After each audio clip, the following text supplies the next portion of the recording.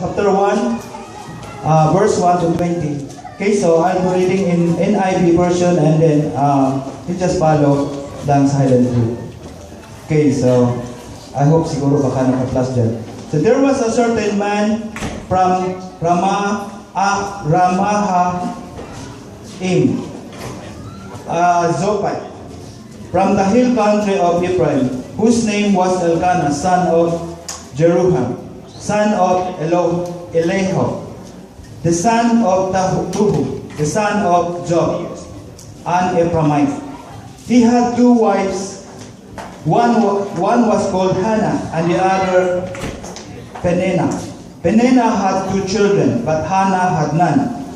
Year after year, this man went up from his town to worship and sacrifice the Lord Almighty at Shiloh, where Hophni and Phinehas, the two sons of Eli, were the priests of the Lord. Whenever the day came to Elkanah to sacrifice, he would give portions of his meat to his wife Peninnah and to all her sons and daughters. But to Hannah he gave a double portion because he loved her. And the Lord had closed her womb. And because the Lord had closed her womb, her rival kept provoking her in order to irritate her. This went year after year. Whenever Hannah went up to the house of the Lord, her rival provoked her, till she wept and would not eat. Elkanah, her husband, would say to her, Hannah, why are you weeping? Why don't you eat? Why are you downhearted? Don't mean more to you than 10 sons? Once, when they had finished eating and drinking in Shiloh, Hannah stood up. Now, Eli, the priest, was sitting on the chair by the doorpost of the Lord's temple. In bitterness of soul, Hannah wept and much prayed to the Lord.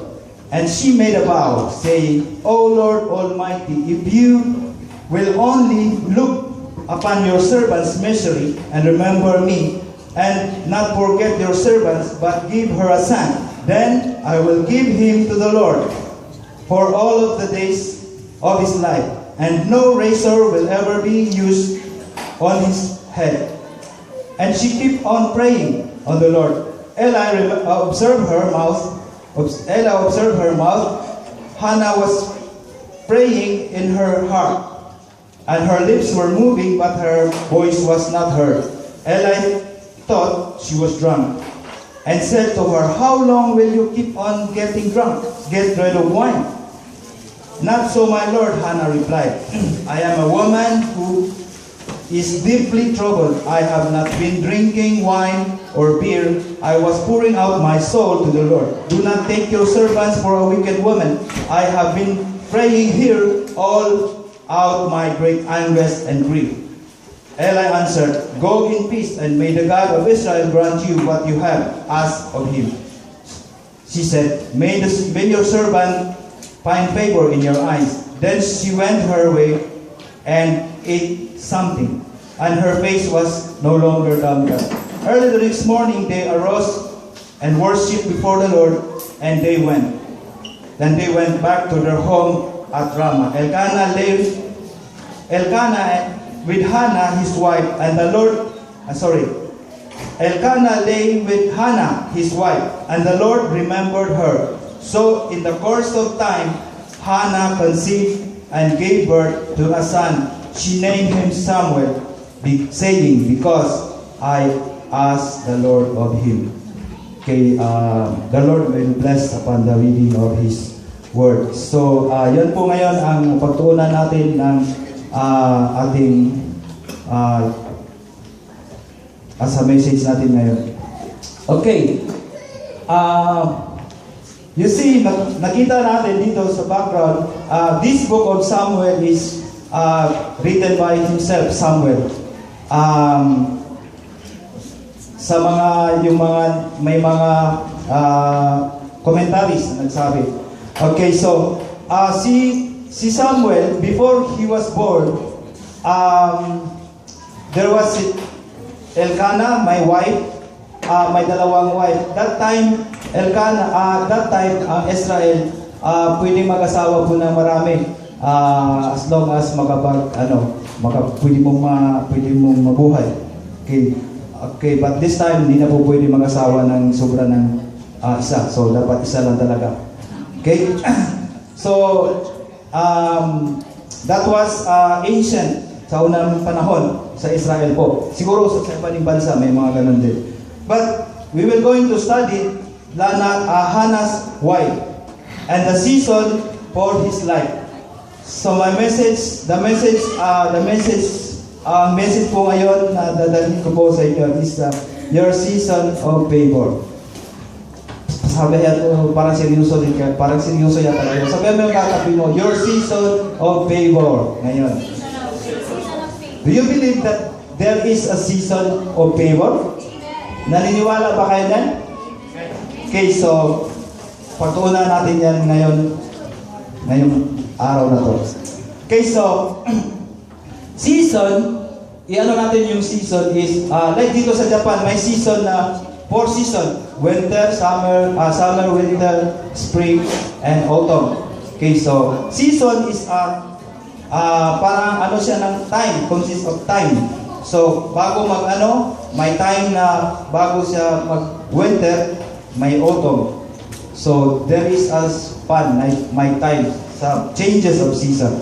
And that is season and then time, my time. So, natin sa biblical din, din natin na in everything, there is a season. In Ecclesiastes 3:1. So, in everything, sa lahat-lahat dito dito sa salibutan ay may season. So, there is a season dito naka-under dito sa Ecclesiastes 1 pababa, my time for born and then time to die. My time na mag-plant and then my time na mag-reap. So, my time to hate and a time to embrace. So, everything under heaven, this world, there is a season. So, if there is a season sa atin na walang-wala tayo, there will become a season for us for blessing. If my time na namumroblema tayo, my time, then there will be a season will come, now we will be glad. Okay, so that is a season now. We talk season. Okay, so this book of Samuel records the transition, yung pagbabago ng Israel. Si Samuel, kung anuhin natin yung background, kung basahin natin yung book of Samuel, si Samuel was planned na maging matalas siya dito sa salibutan because the plan of God is for him na siya maging prophet, siya maging leader, siya maging yung judge. Actually, siya ang last judge. Kasi yung panahon na yon, ang Israel, wala pang king. So, before King Saul, the first king of Israel, there was Samuel. Nandun na si Samuel. And then before David, nandun na si Samuel na nag-anoint sa kanila. So, the first king, Saul, si King Saul, ang unang hari sa Israel. And then, the greatest king is David. So, yun ang panahon ni Samuel na maging prophet doon sa panahon na yun, sa kanila. Okay, so that is a very important season na si Samuel, wife siya na inano ng Panginoon. But, hindi natin anuhan yan ngayon. Yung life ni Hannah. Before Samuel siya na punta sa sanlibutan, before siya na tao, we look on the life of Hannah. Okay? So, if sundan lang po natin yung natin sa Bible. Okay, so, si Elkanah had 2 wives. May anak siya sa verse 2, no? Elkanah had 2 wives. Si Penina, may dalawang anak. But Hannah, wala siyang anak. Okay, so si Hannah in sa Israel, yung walang anak, kahit siguro ngayon sa ibang bansa, pag walang anak, parang miserable yung buhay ng tao, ng babae, ng asawa na walang anak. Parang yung bang malumbay, yung walang buhay kasi wala ngang anak, hindi nga makaanak. So ang pagiging makaanak is dako kay na sila nga mura kuan sa ilang kaugalingon steam na makuan sila na sila ikapakita taas noo sila na may anak yung babae na magkaroon ng anak. But ito tingnan natin si Hannah, wala siyang anak. Okay, so wala siyang anak. So ang barrenness parang yung matamlay kasi wala siyang anak, hindi siya magkaanak. So parang wala siyang kabuhay-buhay. Yung ano niya, yung wala kasigla-sigla yung buhay niya. Okay, so Hannah, the meaning word Hannah is actually favored. Favored sa Ginoo, sa Diyos. May favor sa Diyos, yung actually meaning ng Hannah. But nakita natin bakit wala siyang anak. Okay, so that's the biggest question. Bakit wala siyang anak? Then back to Penina, may mga children. Okay, so even though wala siyang anak si Hannah, ang kanyang husband na si Elkanah, may favor din sa kanya. Love her so much. Binigyan siya sa makikita natin, double portion of meat may bibigay doon sa kay Hannah instead. Although wala siyang anak, pero yung favor ni Elkanah, ang kanyang husband, binibigay pa rin niya doon ang love niya kay Hannah kahit na wala siyang anak. Okay, so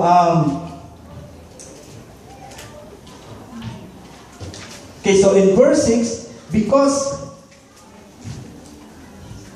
na nagsunod kayo. Okay, so whenever the day in verse 4, whenever the day came to Elkanah to sacrifice, he would give portions doon sa kanyang dalawang asawa, kay Penina at kay Hannah. But makita natin dito double portion because he loved her. And the Lord had closed her womb. Makita natin dito yung close her womb. Yung sinirahan. Meaning ng close is to put something like a flow. Meaning close is not yung dictionary na may explanation. This means that this is not a close totally, but this is temporary close. Yung mattress ni Hannah. Okay. So meaning temporary close, meaning stop siya, obstruct for a purpose. So sometimes hindi natin tingnan yung sarado na pintuan is yung yung sarado na talaga yan na hindi nila mabubukas. It means put something na stop, ginapukan lang, gina-obstructan lang. So to cover position. Okay, so ang meaning ng close. Okay, so let's continue. And because the Lord had closed her womb, her rival keep on provoking her. Okay, so dahil po sa yung sarado yung yung mattress niya, hindi siya makaanak. Yung rival niya na si Penina keep on provoking. Okay, so dito na makikita natin yung life ni Hannah, nag-upisa na yung yung parang sa atin pa, nag-umpisa na yung Kalbaryo sa Bisaya. Okay, so mga struggle. Because of her rival na si Penina, yung provoke sa kanya, inag-aasar. Yung bang stir to anger, parang pagalitin, pinapagalit siya. kung sa ato pa na sa Binisaya kana gina-insulto ba, ginadaw-daw. Okay. So ang kanyang rival. Okay. So but Hana wala lang siya, hindi siya nag-response, hindi nasulat dito na nag-response siya, nag-react siya against kay Hana. Si Hana wala din nag-react against kay Penina kasi hindi man nasulat dito na nag-ano siya, but because Penina in-irritate siya hanggang mag-irritate si Hana. Her rival keep on provoking. So, yung pagalit, yung provoke means pro and then vogue. Yung pro is future and then vogue is to steer into anger. Yung pagalitin, yung pukawin, yung parang yung sabihin na, ano ka man, ang tanga-tanga mo, danghag ka sa atin, ganyan. So para yung tao, siguro lahat tayo nakasabi na ng gano'n, no, sa mga kapatid natin, sa mga ano natin, o sa mga anak natin. Kadalasan sa mga anak natin, ikaw talaga tanga-tanga mo. Oh, so parang yung sa atin, para siya matauhan, para siya makamata, para siya makaamgo. Yun sa atin. Tanga ajude mo eh. So that is also a sample of provoking. Or danghaga ni tauhanan niya eh. So ingon na. So that is also provoking para siya makamatgon. But kung ato ang tanawon baya day na kana day provoking day di pwede na maayo. Tanawon nato sa Galatians 5:26 daw. In Galatians 5:26. Yung pag ano day sometimes pag provoke nato, nagaingon ba sinasabi sa Proverbs, do not provoke your children into anger. Okay, so let's see this 5:26. Galatians 5:26. Let us not become conceited, provoking and envying each other. So na klaro no, na dili day maayo ang magkanang mo sulti ta, yung sabihin natin sa kasamahan kapatid natin nga kanon i-provoke natin siya ito ang magagalit siya.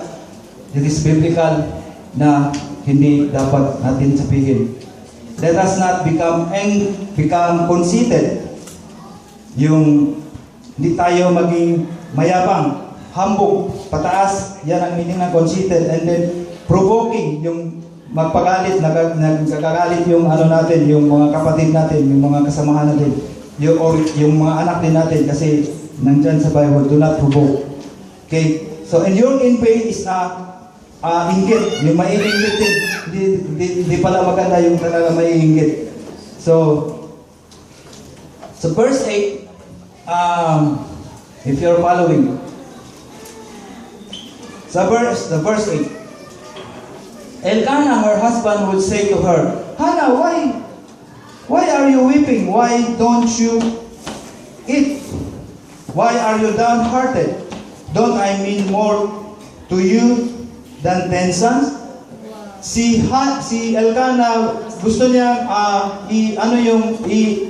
i-divert yung yung paglulumbay ni Hana kasi nga doon sa panglalait ni Penina sa kay Hana, parang niya, di ba ako sapat sa iyo?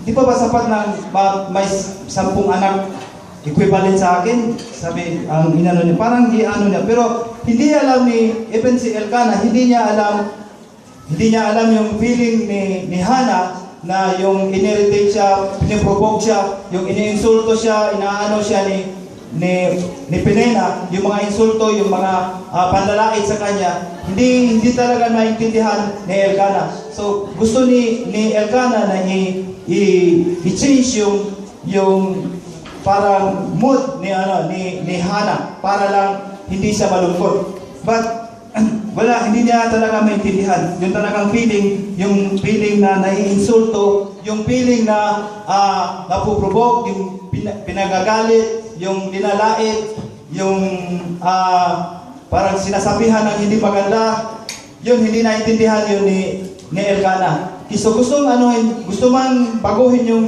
feeling ni Hana, pero hindi talaga magbabago yun. Okay, so when they, sa verse 9, when they When they had finished eating and drinking in Shiloh, Hannah stood up. Now Eli the priest was sitting on the chair by the doorpost of the Lord's temple. Okay, so verse 10. In bitterness of soul, Hannah wept and prayed to the Lord. Okay, so dito na, nag-umpisa na. In bitterness, yung sakit ng loob, yung ba, kasakitan sa kanyang loob. Kasi hindi na talaga, parang sa tuwa pa, hindi na makaya, hindi na magwanta. Yung sakit niya na araw-araw, taon-taon na lang, nakikita sila ni Pinena na nilalait siya. Taon-taon na lang na sinasabihan siya na ganyan na hindi ka magkaanak, wala kang silbi. Ganon. Taon-taon na lang yun niya maririnig. Okay, so, in bitterness, sa kasakitan ng kanyang puso, umiyak siya. Umiyak siya na todo-todo. And then, he prayed to the Lord. Okay, so, dito natin makikita, sometimes yung sa buhay natin, yung mga bitterness, yung mga kapaitan, yung mga maririnig natin mga panlalait, yung mga maririnig natin ng mga masakit. Sometimes it will lead us to God. Lalapit tayo sa Panginoon. Dahil sa atin, hindi na tayo magano, kahit nga yung asawa natin, kahit na yung asawa nga ni Hannah, hindi nga makabigay ng yung parang relief doon sa kanyang dinadala na kapaitan. Okay. So, umiyak siya, pumunta siya sa Panginoon na alam niya na yung Panginoon lang ang makapagbigay ng lunas sa kanyang dinaramdam. Okay. So, nakita natin dito si Hannah, he went directly to God. Instead na nakita niya yun si Eli doon sa doorpost, nung papunta niya sa doon sa temple, instead na magpunta siya kay Elkanah, nagpunta siya doon sa Panginoon. Sometimes tayo, kung may mga pumupunta tayo ng mga tao, kung iba't ibang mga tao, pumupunta tayo sa mga kilala natin, sa mga kaibigan natin, o yung sa mga tao nag-ano tayo na sila ang makapagbigay ng lunas sa ating mga dinaramdam, sa ating mga ano ngayon, na yung experience ngayon. Okay, so hindi tayo dapat pupunta sa tao kasi yung tao magbabago yan. Yung isip ng tao magbabago, yung feeling ng tao magbabago, yung tao na sinasabihan natin magbabago yan. Yung ngayon, hindi siya yan ngayon. Darating ang panahon, magbabago yan. So, hindi tayo dapat pupunta sa tao, pupunta tayo dapat sa Diyos. Doon tayo magsudan, doon tayo mag-pray, doon tayo manalangin. Hindi tayo mag-ask sa tao ng mga anything, ng mga, instead na makapagbigay sa atin ng yung mga magagandang advice, magsisismis pa tayo. So, dapat pag-ingatan din natin. So, kailangan pupunta tayo direct sa Panginoon. Like kay Hannah dito, na ginawa niya, pumunta siya direct sa Panginoon, hindi sa tao. Okay? Okay, so, and then sa verse 11, he addressed to the Lord. Lord, O Lord Almighty, yung ina-acknowledge niya yung Lord na Almighty, yung may yung kapangyarihan ng Panginoon na sa other translation is Lord of Hosts, meaning Lord of the universe. Meaning the universe nga nagagunit sa mga stars, sa mga planet. Yan ang Lord na ina-address na the God of all power, Almighty. Doon niya ina-acknowledge. And then, she made a vow. Okay, so this is very interesting. She made a vow. Yung vow na nakuha, yung promise. Okay, so she made a promise. So ito yung interesting kasi God is a God of covenant. He is a God of promise. Okay? So do you believe in that? Even namin, kaya murag natulog naman. Okay, so hallelujah. Ako kayo, amen si Brother Edison. Okay, so siya ikuan. Naghatag, ano siya ng covenant? Nakikidil siya sa Ginoo. Nakikidil siya sa Diyos. She made a vow. Kung makita na to sa 11. And she made a vow saying, O Lord Almighty, if you will only look upon your servant's misery. So, inaano niya yung sa kanya sarili, binababa niya yung kanya sarili, and then, she made a vow, Lord, kung ganito, kung sana his misery and not forget your servants, give her a son. So, yun na, naghahingi na siya ng anak. Kasi yun ang una-una yung problema niya, yung wala siyang anak. Wala siyang, kasi doon nga siya dahilan na dinalait siya kasi wala siyang anak. So, he asked for a son. Okay? So then, I will give him to the Lord for all the days of his life. So, sabi niya, Lord, kung bibigyan mo ako ng anak, yung anak na ibibigay mo, ibabalik ko siya sa iyo. Magsiserve siya sa iyo, yung anak na ibibigay mo. Okay, so yun ang agreement niya sa Panginoon. Okay, so remember, naghingi siya ng anak. Kasi yun ang nag-push sa kanya na yung sa kanyang bitterness, yung sa kanyang sakapaitan, dahil sa wala siyang anak, dahil sa linalait siya na wala siyang anak, makarinig siya ng mga hindi magandang mga salita galing sa kanyang yung kariban. So, yun ang nag-push sa kanya na lalapit siya sa Panginoon para mabigyan siya ng anak. So, nag-ano siya ng vow, ng promise, ng covenant na kung magkaanak ako, Lord, bibigay ko siya sa iyo. Okay? So, makikita natin si Hannah, yung bang makikita natin sa kanya na pinaprocess na siya ng Panginoon. Dahan-dahan na yung process sa kanya na lalapit siya talaga sa Panginoon. Okay, so yun ang promise na kay Lord na ibibigay niya ulit, ibalik niya doon sa Panginoon. Ang boy mag-serve sa kanya, sa temple. And she keep on praying to the Lord. Okay, so she keep on praying kasi yun na nga, kasi dahil nga doon sa dinaramdam niya, sa kapaitan niya na dinadala, yung bang kabigatan. Sometimes yung bang sa atin na nakaano tayo na kahit na maglakad tayo, na wala na tayo sa sarili, nag-iisip tayo na ganyan, sana makakita ako ng panglunas, sana ganon. Ganyan. Dito rin na-experience din niya ni Hannah. Even though Hannah was praying in her heart, ang kanyang lips yung lips na hindi walang voice, walang boses, pero yung lips niya nag-keep on bubbling, nagalihok kahit na walang voice na magawa sa